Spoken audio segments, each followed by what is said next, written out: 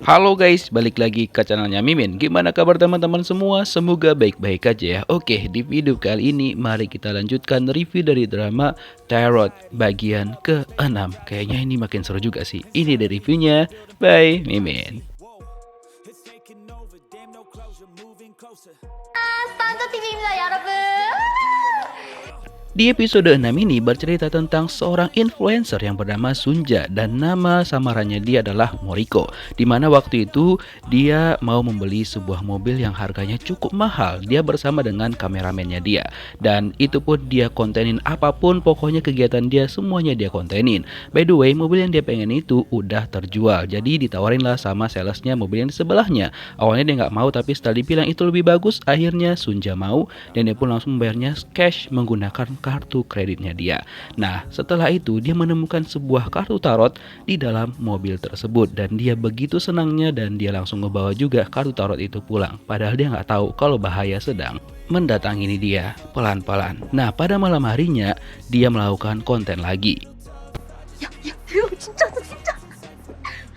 Konten dia itu bersifat prank, tapi pranknya itu agak di luar nalar gitu kan. Jadi dia itu bakal ngerjain cowok-cowok yang awalnya itu nelpon dia terus ngajak dia having fun, tapi dia langsung berikan sebuah tugas kepada mereka. Nah, untuk cowok yang kali ini disuruh dia itu ya membuka celananya dan main kuda-kudaan bersama dengan kelinci yang ada di sana. Kelinci itu di sini dalam artian kelinci dalam bentuk patung gitu ya guys. 야, 던져야 돼, 개새끼야!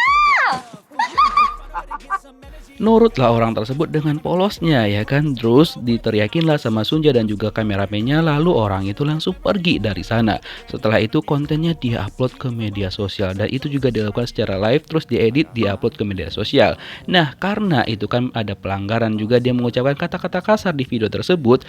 Ya seperti di YouTube, itu pasti kena pelanggaran dan bakal di-delete videonya sama aplikasi itu. Dan dia nggak terima dan dia memarahi kameramennya sekaligus editornya bahwa itu salah kameramennya karena nggak ngedit dengan bagus gitu. Nah, karena mereka udah berdebat dan editornya pun males berdebat sama si Sunja, dia langsung pergi dari sana karena dia malas debat sama Sunja karena Sunja nih agak lain kalau udah debat. 변기 끝났다니 5,000개 감사합니다.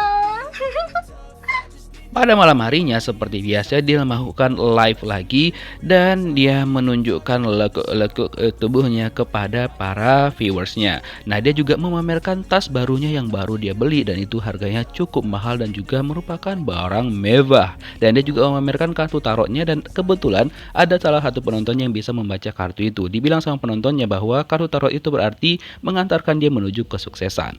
Nah, dia senang banget dong dan gak lama setelah itu dia ditelepon lagi oleh seseorang dan mengajaknya untuk ONS, One Night Stand. Nah, dikerjain lagi nih sama Sunja tuh orang kan.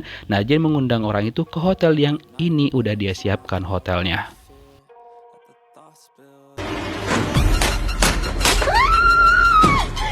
Ya, sekilas itu jebakan seperti dibuat oleh orang lain, tapi ternyata jebakan itu dipersiapkan sama Mariko ataupun Sunja sendiri untuk menjebak si cowok yang bakal dia undang ke kamar itu. Dan dia juga pasang CCTV yang banyak banget di kamar itu.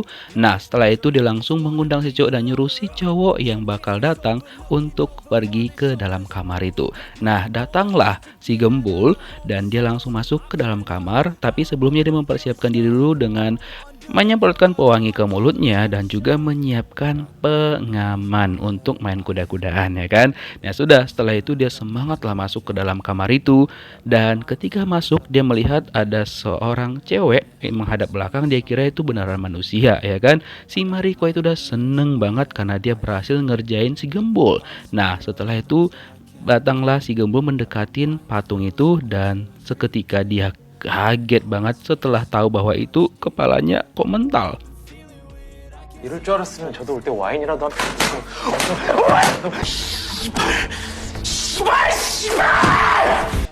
Dan setelah sadar dia dikerjain sama Sunja, dia marah banget dan bilang bakal ngebalas dendam kepada Sunja. Nah, setelah itu Sunja seneng banget karena dia benar-benar berhasil ngerjain si Gembul. Lalu dia balik ke kamar tersebut dan dia membereskan semua barang-barang di sana. Dan dia juga melanjutkan live-nya untuk beberapa saat dan dia tunjukkan bahwa boneka itu benar-benar dihancurin sama si Gembul karena dia saking marahnya. Tapi Sunja benar-benar nggak takut karena memang konten itu emang kayak gitu terus nih guys. Nah, setelah itu dan banyak banget mendapatkan donasi dari sana dan diakhirin pada hari itu kontennya dia. Dan ketika dia mau pulang, ternyata itu macet banget. Dan ketika dia lihat HP-nya, ternyata si Gembul melakukan live dan bilang bahwa dia bakal pergi ke rumahnya Sunja untuk membalaskan dendamnya. Awalnya Sunja kira si Gembul itu main-main dan juga nggak serius, tapi ternyata dia tahu di mana alamat bahkan persis nomor rumahnya Sunja. Sunja langsung panik banget dong. Dan ketika dia tahu si Gembul udah sampai ke apartemennya dia langsung meminta Pak Supir untuk ngebut, tapi kan itu lagi macet banget dan bahkan nggak bisa bergerak. By the way, itu Pak Supirnya yang supir taksi di episode 2 bukan sih? Nah oke, kita lanjut. Sunja juga melaporkan si Gembul ke Pak Pol dan untuk segera datang ke rumahnya, dan karena itu emang nggak bisa bergerak si Pak Taksi ya kan, jadinya Sunja memutuskan untuk pergi dari sana dan dia belum bayar itu taksi. Emosi lah si Pak Taksi ya kan. By the way, ini mungkin kejadiannya sebelum si Pak Taksi bertemu dengan orang yang ada di episode kedua. Nah oke, setelah itu Sunja sampai ke rumahnya dan dia langsung masuk ke dalam rumahnya. Dan by the way, itu Pak Pol datang ke sana, mereka juga ngecek seluruh rumahnya Sunja dan mereka itu nggak menemukan apapun di sana. Nah disinilah Pak Pol mengira bahwa Sunja itu kayak membuat laporan palsu, dan kalau dia berbuat seperti ini sekali lagi, mereka tidak akan datang dan menganggap laporan Sunja itu adalah laporan yang tidak serius. 진짜 오타쿠 새끼가 우리 집 앞까지 왔었거든요. Setelah itu, seperti biasa Sunja melakukan live lagi. Dia menceritakan kejadian yang baru dia alamin. Dia awalnya takut dan juga marah sama si Gembul. Nah setelah itu dia melihat si Gembul melakukan live lagi. Dan di live itu si Gembul terlihat tertawa dan seperti sembunyi di lemari. By the way, berarti dia ada di rumah itu dong dan sembunyi di lemarinya Sunja. Awalnya Sunja itu nggak sadar dan bilang sama si Gembul bahwa kalau dia jumpa sama si Gembul, dia bakal membuat pelajaran sama si Gembul. Setelah itu dia tiba-tiba tersadar kok suaranya menggema ya kan, dan disitulah dia lihat di live-nya si Gembul itu ada dirinya dia sedang live, dan inilah yang terjadi kepada Sunja. Goodbye.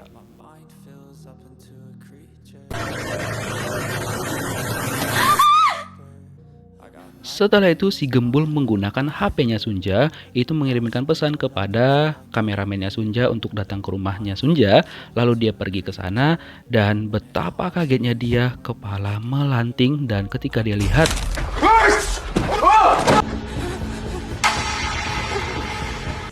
yeps, itu bukan kepala boneka tapi kepalanya Sunja.